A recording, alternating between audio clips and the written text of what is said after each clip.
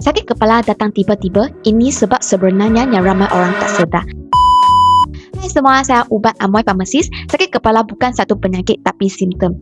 Sebab paling biasa sakit kepala ialah kurang air, dehidrasi. Bila badan kita kurang air, saluran darah akan mengecut dan ini akan menyebabkan kepala berdenyut. Sebab kedua, kurang tidur atau tidur tak berkualiti. Otak kita tak sempat nak reset, jadi kita akan mudah sakit kepala. Sebab ketiga, stres dan tekanan emosi. Hormon stres akan buat otot leher dan kepala rasa tegang. Sebab keempat, terlalu lama tengok skrin. Mata kita akan rasa penat dan ini akan menyebabkan sakit kepala jenis tegang, tension headache. Sebab kelima, tak makan ikut masak. Ini akan menyebabkan paras gula turun dan kepala akan rasa ringan dan sakit.